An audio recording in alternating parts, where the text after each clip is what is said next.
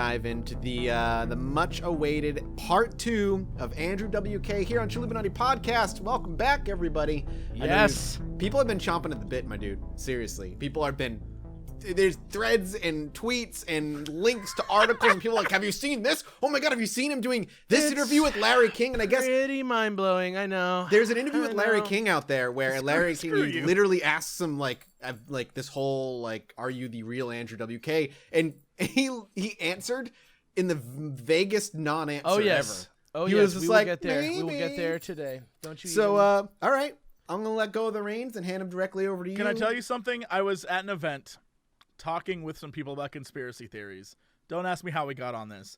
And I kept saying, like, you don't believe that? That's stupid. That one's dumb. And some guy was like, have you ever heard about the Andrew WK one? And I went, I have, and that's probably the only one I believe. So I'm in on this adventure. Let's do it. Get ready. Okay. So last time we finished by talking about this time in London where he basically said he's changed people multiple times. He's actually a group of people. It was still intentionally pretty vague, et cetera, et cetera. But shortly after those comments made their way onto the internet, another statement appeared on his now defunct website, which, reminder, does not exist on the internet anymore, so I can't link to it. But you can find it online. I'm going to read the abridged version of that now from the article I based most of this episode on from last time, which is by Michael Nelson. It's on stereogum.com. It's linked in the description of this show. And again, I am sorry that there is so much reading in this episode, but I think like the fact that there is so much like actual like primary sources really like that's what makes it believable. Yeah, I think it really lends credence to this. So I'm going to just jump right into this right now. I'm sorry, I have so much evidence.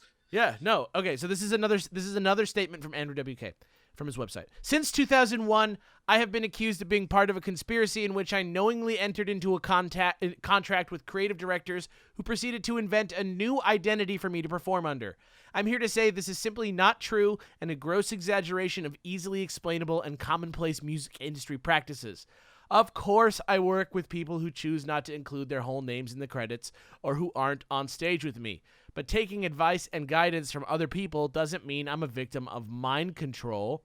The kind of people who accuse Andrew WK of being a talking head for some secret conspiracy to corrupt people's morals are the same people who claim MTV and Cartoon Network are owned by secret rulers of the world out to poison kids' brains, or that pop stars like Beyonce or Lady Gaga are part of some occult society, or that I believe it like even more now. I know. Or that companies like McDonald's, Coca-Cola, or Hollywood are secretly promoting hidden plans, or that the president of the USA is just a figurehead and reading a script given to him by a secret world power. That's where the aliens are. Just because I work with other people who advise me doesn't mean that I am a puppet for an evil cult or have some sort of master plan. It has become too common for musical artists and performers to be labeled as part of some global scam to control the world, or that we're puppets for a larger agenda designed to hurt people. That's why I'm speaking out and loudly declaring, I am not evil, and neither are any of my other fellow members of show business, one word. We are here to bring fun and light into the world, not doubt and darkness. I have always admitted that I worked with people, and I have confessed that time and time again, even if the critics twisted what I said. I did this hoping it would quiet people up and put an end to all the speculation and exaggeration. I was never an actor, and the partnerships I made with friends, family, and the companies I've worked with have all been to promote entertainment, excitement, and fun, to give people something fun to focus on and to occupy our thoughts instead of a bunch of fear or negativity. I feel like this is Wait, what was this in response to? That was just a statement on his website that he put out after the last time he put out a crazy statement saying he was like a conspiracy. So he just basically went and like said he was a conspiracy at a lecture, and then issued a statement on his site which like acknowledges like every aspect of the theory and says, but no, I'm not doing that. I feel like this is one of those moments in a movie where someone like says too much. We're like, of course I didn't know that you ran over the dog with your Ford Bronco. And they're like, well, how did you know it was a Ford Bronco? Like, it has that vibe to it where he just says things. You're like, wait, why did you say that? Why are you so specific in what you're saying? No, it's unnecessary. That's exactly my thought. I was like, it has that vibe of someone calling 911 but keeping the phone in their pocket and just being like, "Oh, George, why are you pointing this Glock at me and fired 3 times into the ceiling here at 91 Campbell Street?" And like, that's how it comes off. It's like, "Hey guys, all this shit is real." Yeah, no, exactly. Are you recording me? No, I'm not recording you on the cell phone in my pocket. What? Right. There's a cell phone in your pocket? Please don't point that gun in your pocket. Please don't point that Beretta at my face right now.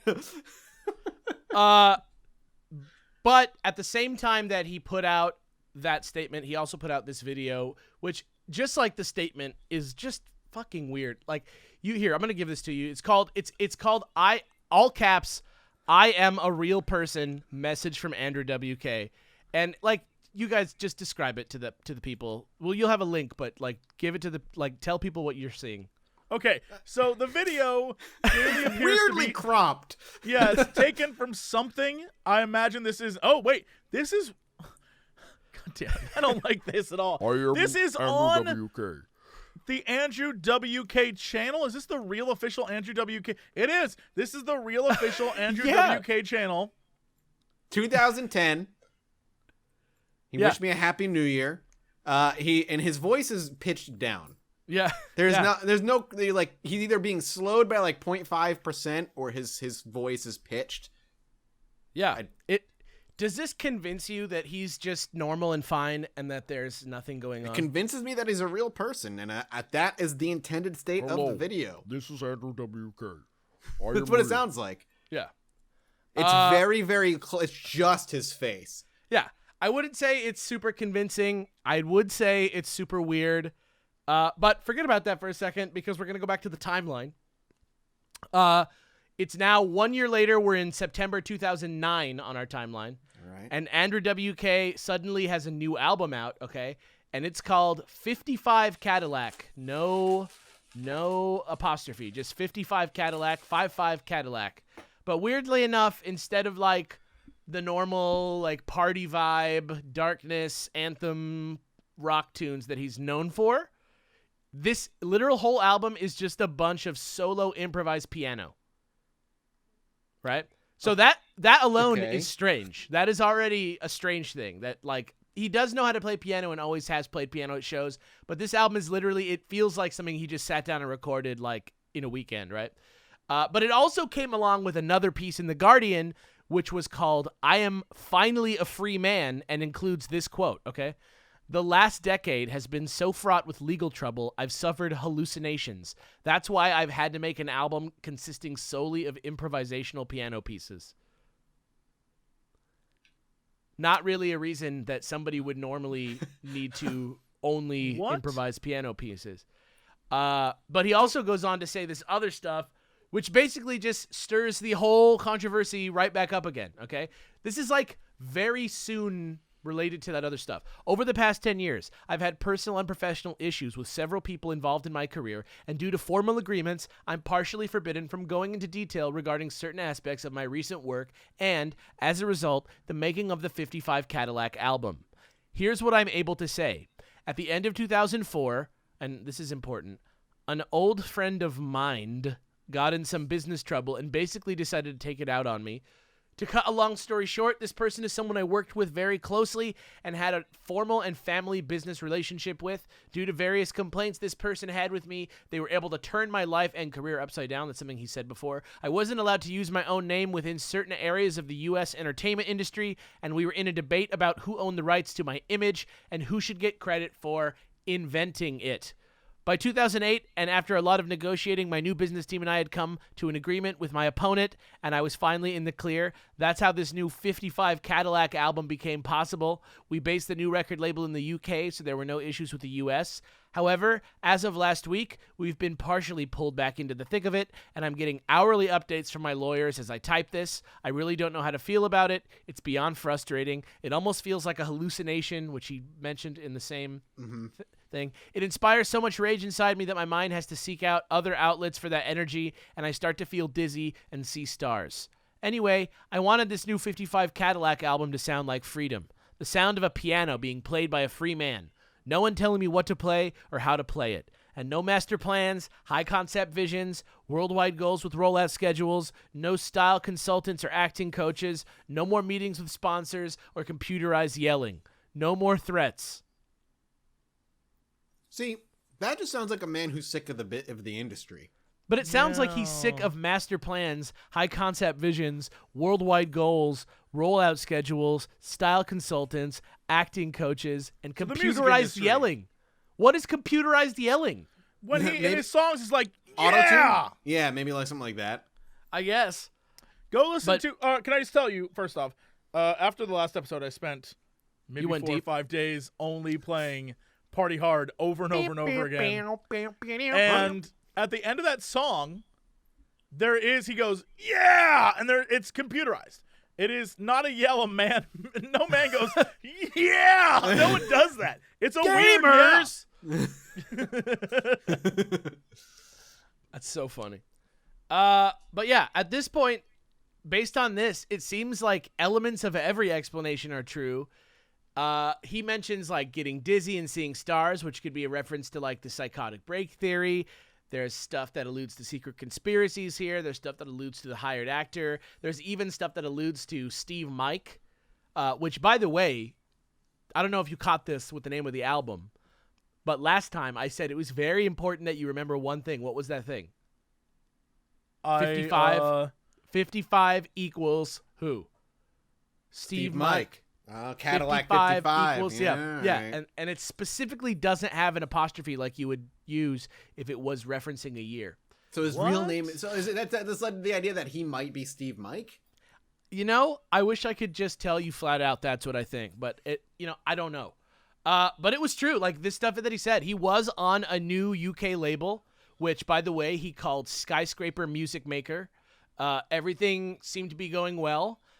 Since it was through this label now that he was actually able to release. Remember I said Close Calls with Brick Walls only came out in Korea and Japan? Yeah. So through this new label in 2010, he was actually able to release Close Calls with Brick Walls in the West, which is cool. However, when they announced the Close Calls release, Andrew WK did an interview with a site called Rock Sound, and in that article, he gave one let's say, extremely eyeballs emoji update to the situation. I'll give you a link for this. All right. This website still exists if you guys want to look at it, but I'm just going to read a quote from it. It all comes down to credit. Based on the contracts and various decisions we've made over the years, the people who weren't being given credit had to be given credit.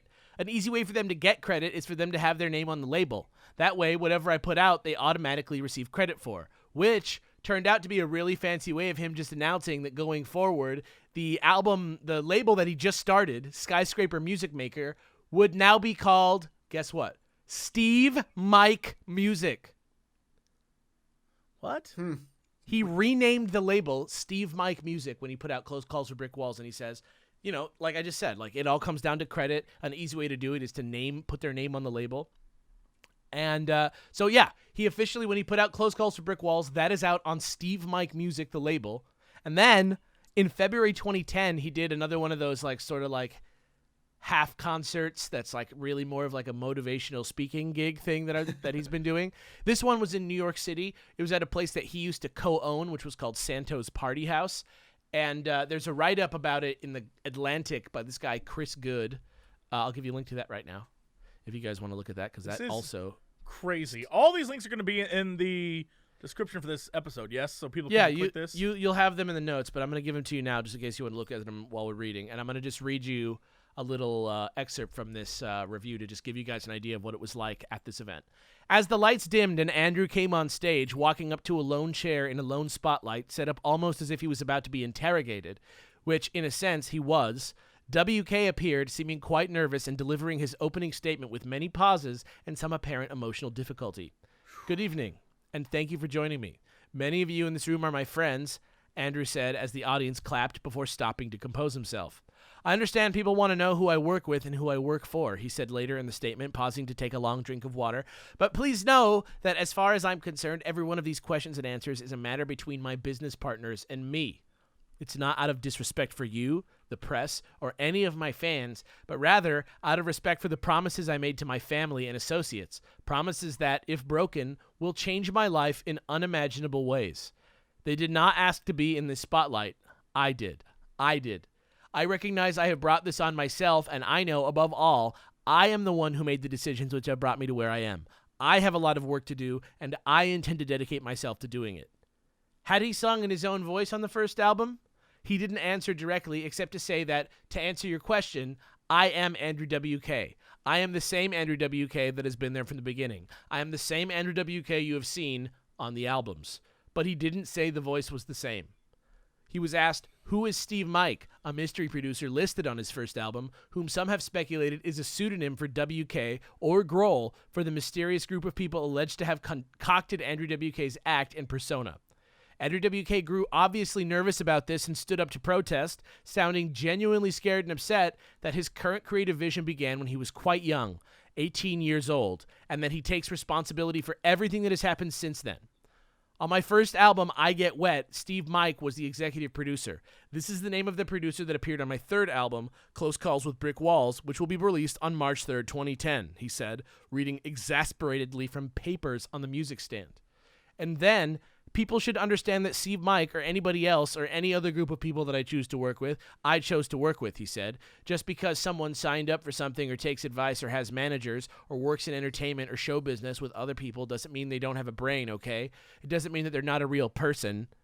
This was the vision that I was presented with as a young person by my family and the people that supported me. The point of this is to look out into the world with a sense of optimism, with a sense of possibility, with a sense of purpose, with a sense of power that you can make your dreams come true, he said, telling the audience that songs like Party Hard, a popular track from his first album, songs like Party Hard were written to make people feel good. Songs like Party Hard were written to make people feel in touch with their greatest potential. I'm so lost. Pretty fucking wacky, right? Like, do you think that he's ever under duress? Yeah, constantly. Like mental, because I think he just is like, I think a lot of drugs got him to where he's at. You think so? I mean, I know he's on record as saying he's tried like every drug. Yeah, You don't say. There's a lot about him that seems like there's a lot of, people can have psychotic breaks. I feel like there's a lot about him that I think probably there's some truth to everything he's saying. Yeah, that's but I think he had a break and he's living in this world that isn't quite right. That's what I used to think too. God, I hate you so much. Okay. But then this is about to like slowly crank up to like totally crazy now. We're not there yet? We're gonna go one layer slightly deeper, and then I'm just gonna like tell you what I think, and we're gonna get into a little bit of speculation. Okay. All right. So then, even though it was old already, this album, Close Calls with Brick Walls, Andrew WK put out a video for this song called I Want to See You Go Wild, and I think we kind of talked about this last time. Mm-hmm. But if you watch that video, here's a link again for that video, which we can put in the show notes. There's a ton of Illuminati symbolism in this video. It's like this animated video. I think we did look at it last time. We peeped it last week. But most importantly for us this time, at around like 1:35 in that video, why don't you guys head there and tell me what you guys see? A man, well, he's got a bullet in his head.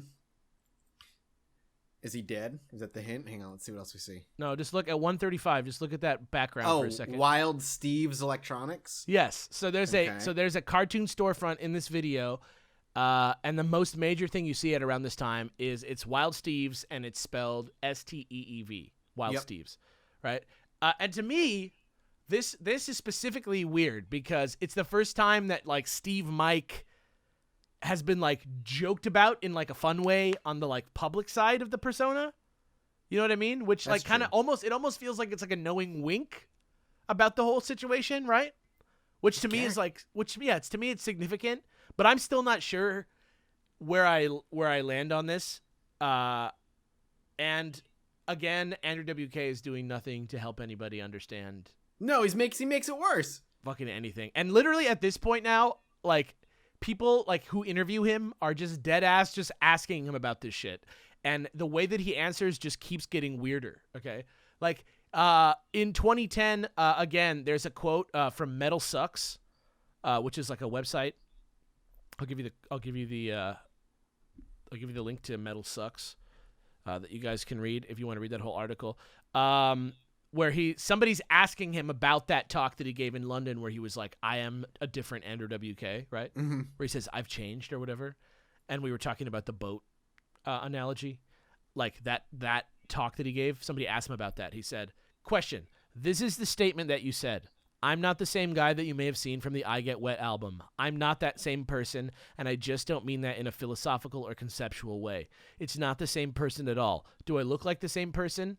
What did you mean by that statement?" And then here's the answer that Andrew WK said. "Well, I meant it exactly as I said, but the idea that I'm not Andrew WK was never meant to be the point of that. That was meant to make it very clear that I am Andrew WK, and I was hoping that by appearing on that stage and saying it in that way, I guess people wouldn't accuse me of not being Andrew WK, which is what I was dealing with more at the time. At that time, the question was more about, are you the real Andrew WK? You don't look like the same person as before. I wanted to make it very clear that I am Andrew WK, just because I don't look the same as someone else. I asked people, do you think I look the same? If they had said no, it doesn't mean that I'm not actually Andrew WK, and I happen to have the authority to go out there and be Andrew WK and have people believe it's me. At that time, I think just because I did look different, people assumed that something had changed. I wanted to make it clear that if that was the case, it doesn't mean that I'm not Andrew WK. Regardless of whatever confusion there was, there should be no confusion about the fact that I am Andrew WK and can go out there and be it and have people understand that." Yeah, that doesn't answer anything. It seems confusing to me. It seems confusing on purpose. And yeah, it does definitely comes across like he's just doing it for the lulz. Yeah, and this shit just keeps going on. There's like weird stuff like this all over YouTube. Like the one you were talking about earlier, the Larry King interview. Like if you guys want to go check that out, like it's super fucking weird. For example, but now journalists are actually like starting to like care about this story. They're trying to like, instead of just using it as like a fun intro to a review, they're starting to like actually try and like get to the bottom of the story and like digging a little deeper. And slowly but surely we start to get a little bit more to chew on. Okay? So in the same article from Metal Sucks, just before he gets into the Q&A part that I just read from, the dude who wrote it talks to this guy, Donald Tardy, who is from this band called Obituary, who used to be the drummer for Andrew WK. For the whole time when he was playing those early shows for his first two albums where, like, supposedly he was played by a different person sometimes, right? And by the way, for what it's worth, the author of the article that quoted this, like the main article that I read, he thinks that this guy right now, this answer is, like, 100% truthful and earnest. He, like, goes out of his way to say, like, I think this is true. Question. Okay. Just so you know, there's been all sorts of internet comparisons of photos of Andrew from the I Get Wet album and photos of him more recently. Speaking from a personal level, he totally looks like a different dude. Answer: really? Question: it does not look like the same guy. Answer: huh. I have no idea. I never heard the interview or the lecture. I don't know what to think about that. Andrew, to me, is a dude. He is nutty as ever. He's as intelligent as anyone that I have ever met, and he likes to keep people on the balls of their feet. I don't know how to... If Andrew was quoted as saying that, I don't know. It would have been hard for me not to crack a smile if he was saying that with me in the room. To me, Andrew is Andrew, and he's a dude. He's a good guitar player and an amazing piano player, and he is Andrew. Question. Another quote for you from the same lecture.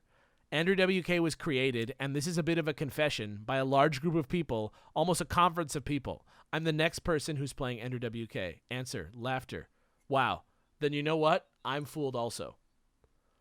And then other people began to realize that if you ask people who knew Andrew WK, instead of asking Andrew WK himself, you actually get some pretty, like, concrete, coherent answers that are, like, they feel pretty candid. That's good. And so then there was a book, there's a series of books called 33 and a Third, which are like like books about great albums, basically. They're like somebody, like a journalist goes and like deep dives about an album. And this guy, Philip Crandall, did one about I Get Wet, which is the first album, which asks like tons of people about the Steve Mike situation. And honestly, like, it's here where I start to feel like I'm getting information that's leading me to what I believe is the true answer of what's going on. I can't wait till we get to that. Yeah, me too. So here's a quote from Gary Helsinger, former music publisher at Universal Music Publishing Group, okay? I love Steve Mike. He's awesome. He's really talented. You know, he really balances out what Andrew does. The way they work together as a team, it's incredible. They combine their efforts, and where one is lacking, the other one has that quality. So everybody knows it was made up. It doesn't blow any cover, does it? And then Jeff Rice says, he's another guy who used to collaborate with Andrew WK, that Steve Mike thing just reminded me of everything we used to talk about at practice. People were saying that Andrew WK had an impersonator or he was a series of people. I was like, yup, that's Andrew fucking with people. What people are accusing him of being, he's actually capable of doing. And then Pete Galley says, he used to be a manager of Andrew WK's. He says, he will never say this, and he doesn't like the comparison, but I don't care. He's got a sprinkle of Andy Kaufman and a sprinkle of Andy Warhol. He takes pop culture and turns it on his head. That's what's so great about him. You don't know if he's fucking with you or if he's genuine, but he's so likable that he can get away with whatever. That makes a lot of sense. Yeah. So now the gears are starting to click into place, right? You're starting to maybe get a better picture of who Andrew WK, the dude, is like behind. It makes closed sense why doors. he'll never give you a straight answer ever. Yeah, well, but actually, in this same write-up, Andrew WK himself coincidentally like seems to give the most believable response from him that I've seen anywhere. He says, at this point, every other version of what it could possibly be has come out, and I've gone with some of them. I've gone with others. Again, I think those are some of the mistakes I feel we've made, giving too much attention to it, trying to address it too directly. The fact of the matter is that it doesn't really ultimately impact, hopefully, too much in the big picture. And to me, this is where I start to like really form a conclusion, which is like basically what the author of the article believes too, which is that maybe like even from the beginning of like his whole career, the like secret mystery element was like Caked in. core to what Andrew WK is about. And that he's just like a weird guy who like that is, you know, what his plan is, right? And and you know what's crazy? So remember the Homestead article, like the like website that I linked to that was on Homestead earlier? Mm-hmm. The one that's called like awilkscrier.homestead.com. Sure. So Yes. Yeah. Yeah. So there's a theory there that the article points out that's called the real story theory, which is for the most part like based around this like very unverifiable testimony that comes from an anonymous person who allegedly went to high school with Andrew WK. And granted, we can't consider this fact, but I'm just going to read it because I think it's relevant for what I'm going to say later. It goes like this. I won't get into irrelevant details, but the fact is Andrew and a few other people have been planning all of this for a long time. From years and years, even before I Get Wet came out.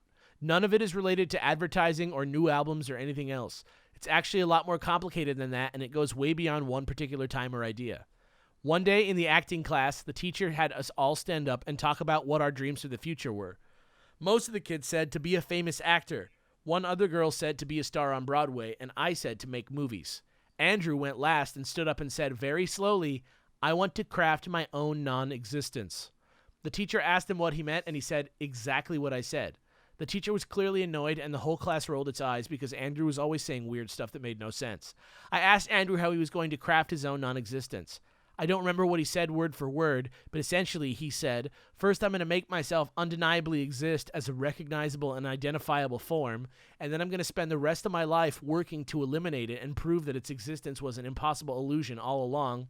But because people have already seen it, they will experience the sensation equal to maximum pleasure.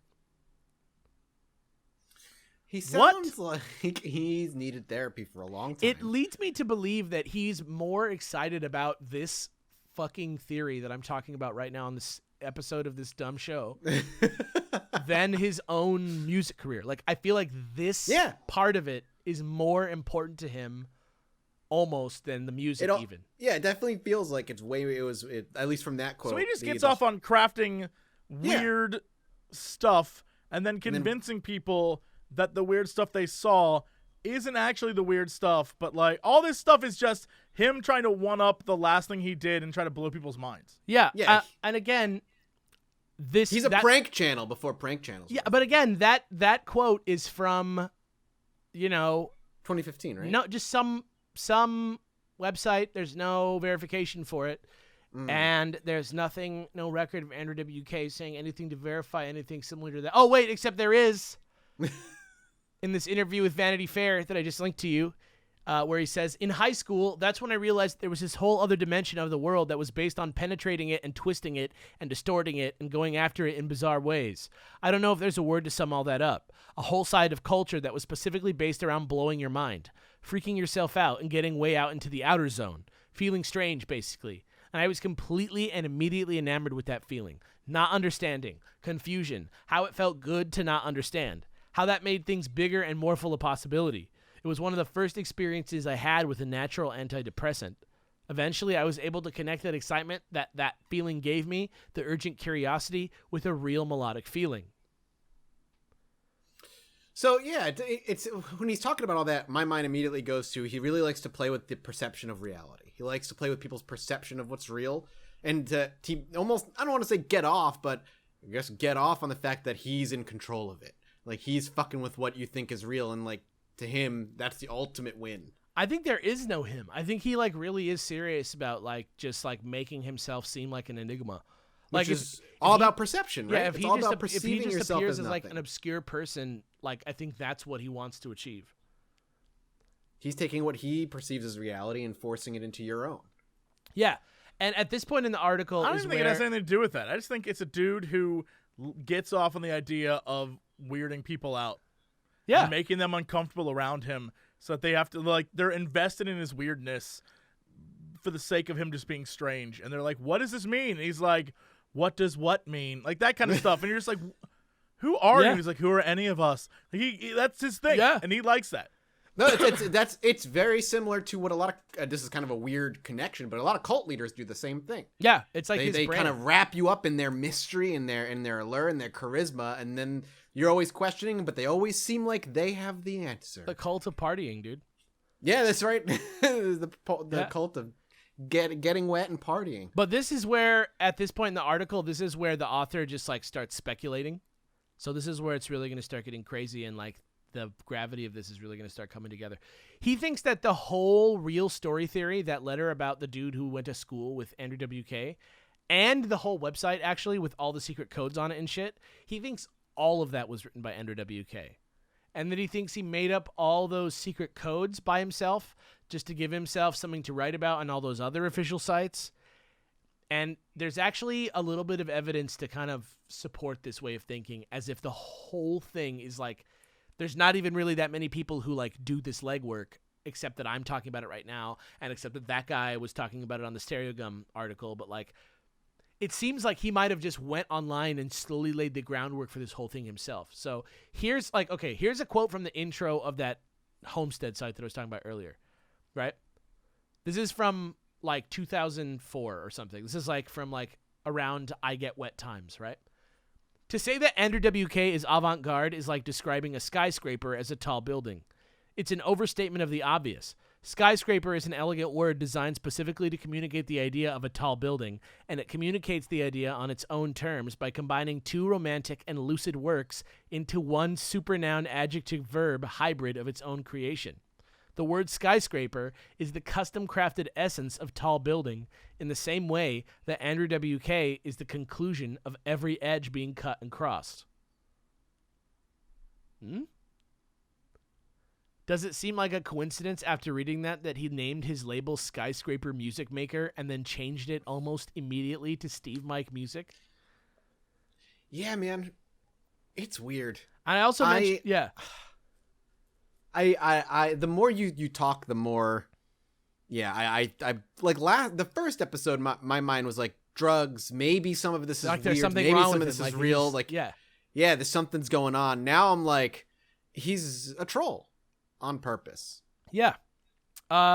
He also thinks that the comment that I read last time, remember that one, there was like a comment on an article in 2007 about Steve Mike and the marketing ploy. Yeah. He thought that was written by Andrew WK, which I mentioned last time. Which would fit. Right. And above it, there's one from a user called 55, which was posted 3 years. It was posted 3 years before the release of 55 Cadillac, and says Andrew was never real.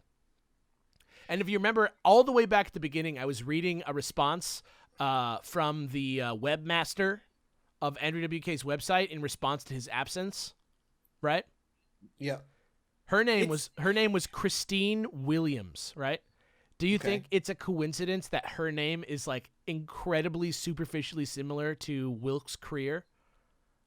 Like Andrew WK's name? It could. I mean, that could be just a weird coincidence, but and that Andrew WK at this also reverses his own initials all the time. And this whole thing. Here's the thing. I think that's a stretch, but I also don't, because I think he's weird enough to like have done all of this. I believe it, but I think I believe that last episode. I think the idea of him being just a strange dude who likes this is entirely plausible.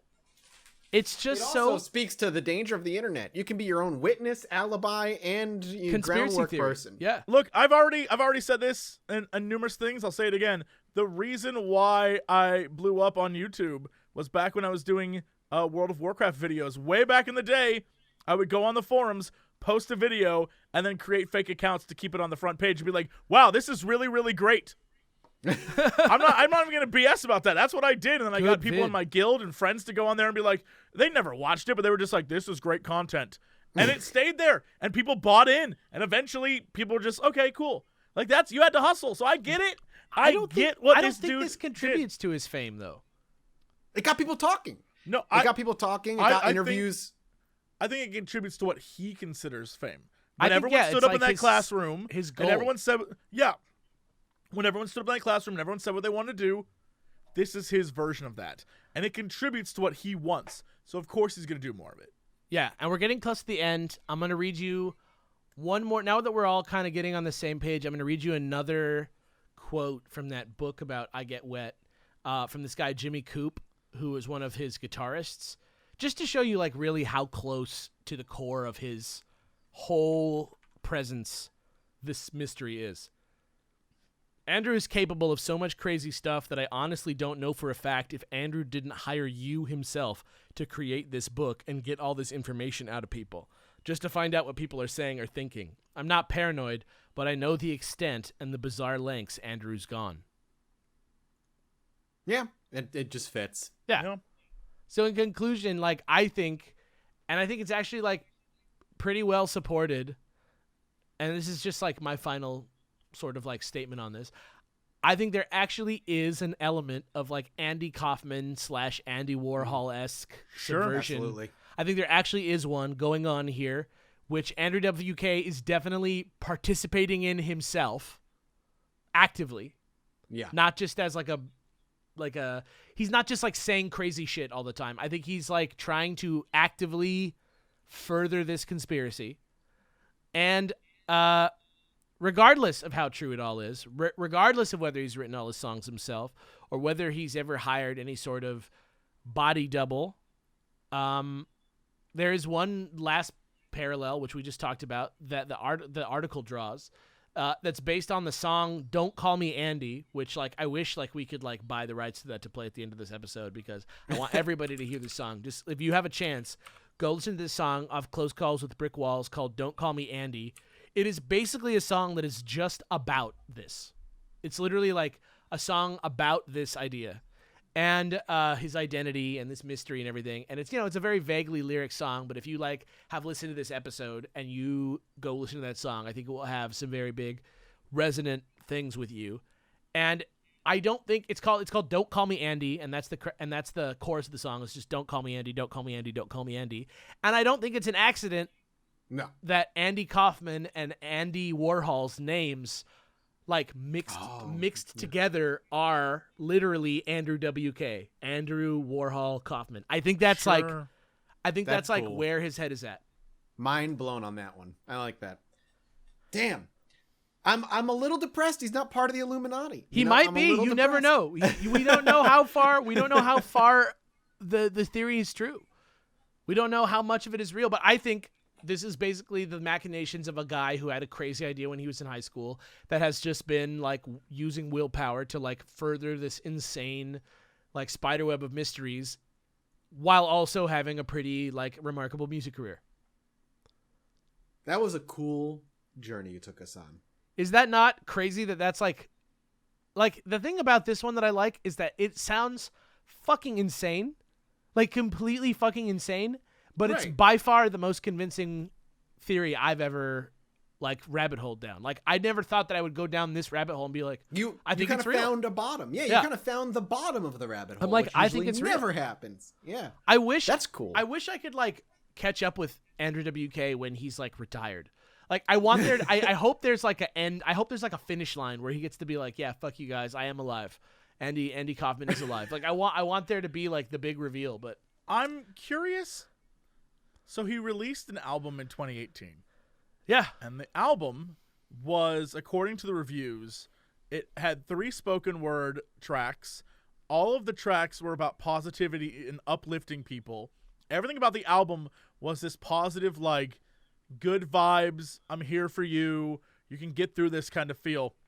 And I'm curious, going back to the idea of deconstructing yourself and making it so, like, you're here, everyone knows you're a thing, but you're not real, right? Yeah. There's like going back to the cult idea, there's like a spiritual aspect to all of this. And I feel like when you look at religious figures and prophets, right? They were clearly people, but they transcended existence to something beyond just being a person. And I wonder if the reason why suddenly all of his stuff is like, hey, you're not alone, you can do like things like that, is because it goes with the idea of being like, now I'm beyond being a person and I'm a message. Like, is that the kind of crazy shit he's into? Because I feel like that connects. That tracks. Yeah, I think it, like, when you look at, I think that when you, after you've listened to this episode or you, like, read an article about this and you kind of have, like, a sort of, like, ability to stand back and, like, look at this whole thing together, like his music career and his weird, like, alternate reality where he doesn't exist plan that he's been enacting, like you really start to get to this point where you're like, this whole thing is his artistic statement together. And I think you're picking up on exactly what he's trying to do. I think he's like commenting on it and it becomes like, you know, I mean, his music is pretty like light. It's not very like, you know, challenging to listen to. It's very like sort of like poppy. Yeah, it's very simple, catchy. Yeah, but I think with the like sort of like added background of like this whole like, is he real, is he not thing, it adds this like whole other layer to it. Like okay, so I just sent you the link to this version of Don't Call Me Andy from the Andrew WK YouTube page. That it only has like 2,000 views, but the album art for it, like, just tell the people what it is. It's like, yeah. So it's clearly his body with long hair, but his entire face is missing, and he's holding 2 albums crossed-armed. And in one, it's his like, he looks like a crazy person just staring in the camera. The other one, he just looks smiley and happy. Yeah, and he might not even be the same person. Who knows? Yeah, they look. I mean, look, if you look at the 2 albums that he's holding, the people in the 2 albums look different. It's like 2 of the ones that people always point to that are like, wow, he looks totally different on these 2, and he's like got all these like occult symbols on his body. He's got like a clock. He's got a watch on. I don't know what time it is. You can see he has these like weird rings. And it's just like, if you look at this for like 1 second, you're like, oh, it's just another like weird Andrew WK thing. But if you look, it is 9:39 on the clock. Yeah. Which is like 6:36. I don't know. Maybe it's like some sort of like upside down at 6:36. Yeah. Like, I don't know. But like, or 6E6. Yeah. I just think like, if you look at it deeper, it suddenly resonates with you in like a whole other way. Like, you know, once you know what I've just told you about Andrew WK, I think it just deepens his whole allure. Well, I look at him now as more of instead of like somebody who might be going through some weird shit. Now I just see him as somebody who wanted one very specific thing in life and achieved it. In his own weird way. If this was like a documentary and we had to end this in a way, I would say go look up the music video for the song You Are Not Alone. Yeah. Andrew WK. It is all like inverted colors and it is just him alone with a microphone. And the song literally is about how like your journey's not over, it's just begun, you're not alone. It is like the perfect capstone of who he is as a person, that he's like, this isn't over. I'm just getting started with this stuff. Like, it's crazy. And, oh, my God, I think it's the perfect way. It's like a really, like, emotional song for a dude who's like, party hard, you can do party more. Like, it's a different tone. It's fascinating. So do you feel like he's, like, reached the end of his journey? Like, do you think that he's, like, achieved his goal? I think he is he's changing what his goal. Like, I think he hit the idea of the mysticism and creating a persona that is beyond just being a dude. And now, when you reach that level, right? If you go back to spiritualism, you are now a message instead of a person. And so his message, which was always about positivity and like, let's party and have fun, is now like, it's the same kind of like thing, but he's transcending that into being like, hey, it's going to be okay out there, y'all. I'm telling you, there's some crazy shit going on here. I might be in the cult now. He might have convinced me. You think you got moved by this? I got brainwashed. I think I'm in. I love that. It's been interesting from my perspective because I never heard of this dude until today. Like this episode, right? Seeing basically the birth of this guy for me, and just getting led around what this guy has done.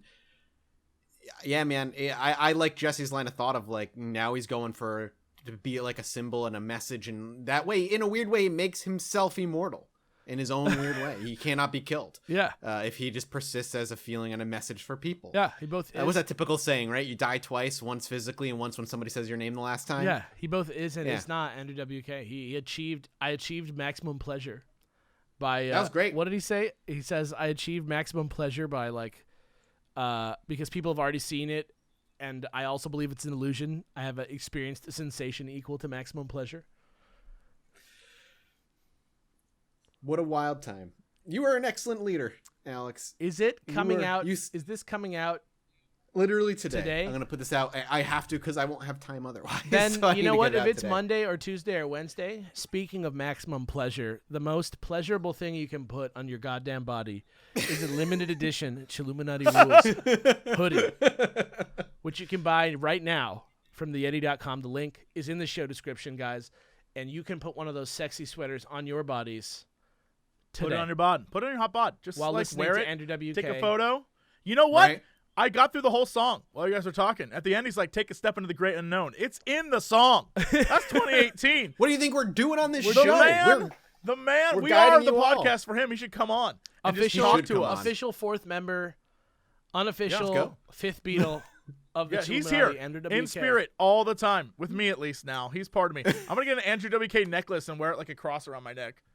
Yeah, man. Great. I can't this was great, man. This was awesome. That was so much fun. Thank you, Alex, for dragging us, not only bringing us into a rabbit hole, but giving us like a satisfying conclusion to said insanity. I'm so glad fun. that I was able to make this happen. I'm so glad that I was able to like pull this shit together and like actually make it, because it's that so was fucking fun. Crazy.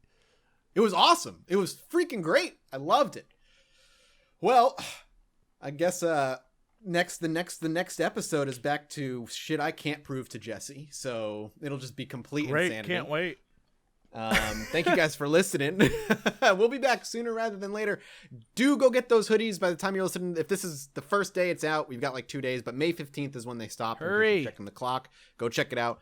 If you want to get in touch with us, you could always do so on Twitter. I'm at Matt This Games personally. Jesse's at Jesse Cox, and Alex is at Fossian AA. And, of course, the podcast in general is at Chilluminati Pod. Same thing with Reddit. You can go yell at us over there and tell us all your really, really dope stories. We've had some really interesting alien stories recently on the subreddit, so go read those. Really? And that's it. Yeah, throw us reviews wherever you're listening to us. Review us, baby. 5 stars. We love you.